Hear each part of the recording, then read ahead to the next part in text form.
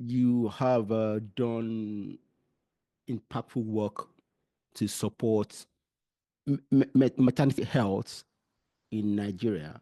Can you share more about those efforts and what drives your commitment to this cause? Thank you. So I think one of the key reasons why I was so motivated to do some work in Nigeria is also based on my own experiences. Mm, So not directly, but indirectly. So I've had two cousins that in well, many years back, I can't remember what year exactly now.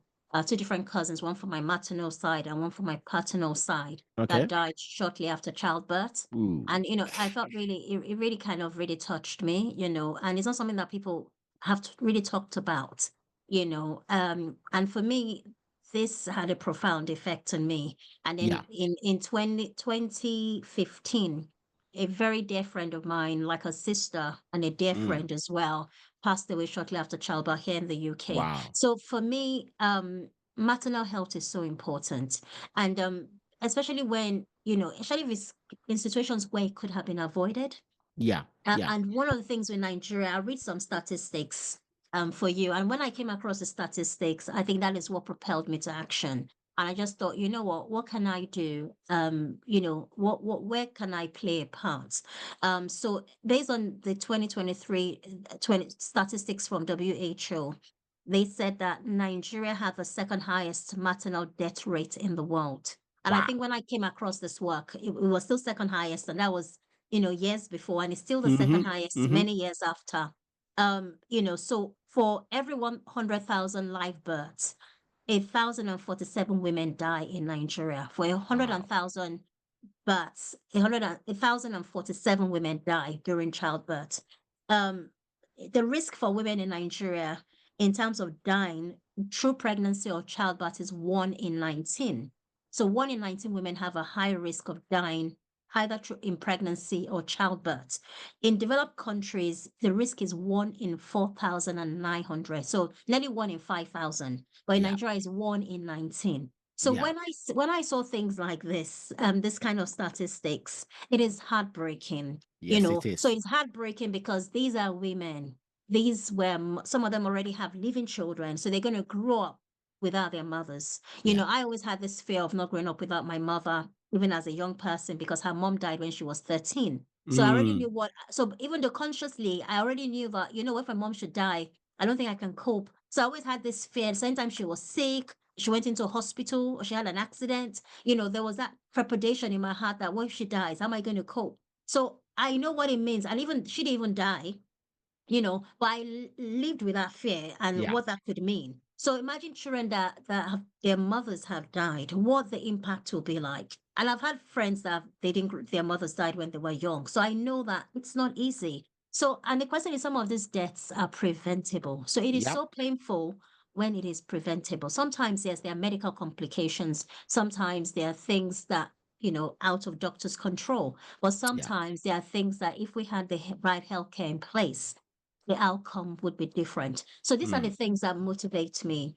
when it comes to maternal health, especially in Africa, in Nigeria, especially because the stats are alarming and yeah. it's not changing even after years. After the first time I saw the stats, it hasn't moved.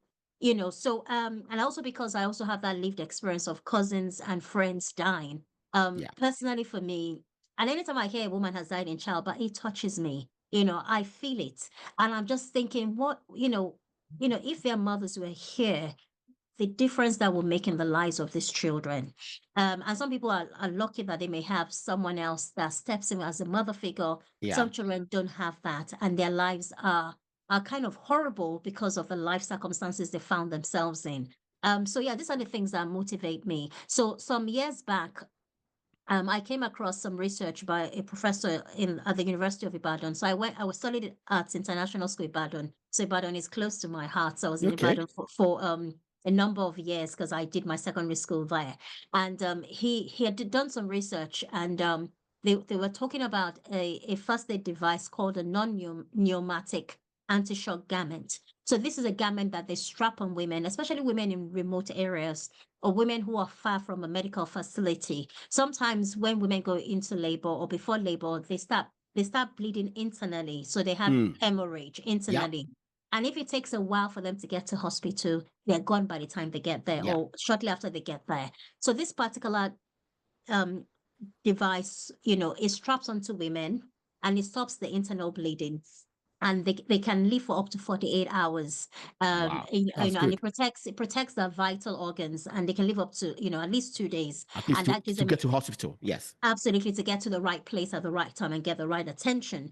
So when I came across this research, I thought, wow, this would be fantastic, to raise money for a garment like this and be able to distribute it all across Nigeria. So I didn't have, I couldn't solve all the problem, but I thought, well, maybe one per state in Nigeria will be a good starting point. So I might not be able to solve everyone's problem, but maybe donate one per state. So I did a bit of fundraising. I didn't get my 37, but I was able to raise some money, and I donated that.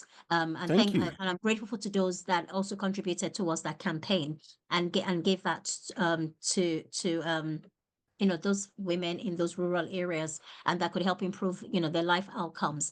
So that's kind of an example of something I got involved in. There were other conversations I had with a few other health institutions in Nigeria, but they didn't bear fruit. So I'm looking forward to doing more things in Nigeria if I get the right collaborations and in other areas. But also I'm very keen on raising awareness. I think that awareness piece is the biggest piece. So people know what to look for when they're going through things like this, where to get help, where to access support, emotional support, psychological support, and also the financial support is so important. Some people don't have the money to pay their medical bill. And unfortunately, I think the biggest difference between the UK and Nigeria is that we have access to the NHS. We don't have to pay for a medical bill at the point of receipt. Sorry. We paid taxes, Exactly. I know. Okay, because we I said know that we pay a taxes, I lot. We know. don't pay. Yes, we pay. Yeah. No, but what I mean is, Yeah, you're not I asked to pay. understand. What, Yes. because unfortunately in Nigeria, if you don't pay your bills, you're not being treated, and people actually die because they don't have the financial means. So even if it was something that you could pay afterwards and get treated first, then that's understandable. But if it's like no money, no treatment, unfortunately, and people are dying because they can't afford it. Having a baby is not cheap. It is a lot of money. The appointments, especially if there are medical complications as well. People that need fertility treatments as well. It is a lot of money, and some people can't even afford that. So these are some of the challenges I think that we're grappling with in Africa. And also I guess the more is also around the mental support. When we're going through challenges like this, where do you turn to? Because sometimes even some people even don't get support from faith spaces. They don't get support from family. They don't get support from friends. So where do you turn to if all those places that are meant to be a support system are actually unsupportive? Yeah, you're right. You're right.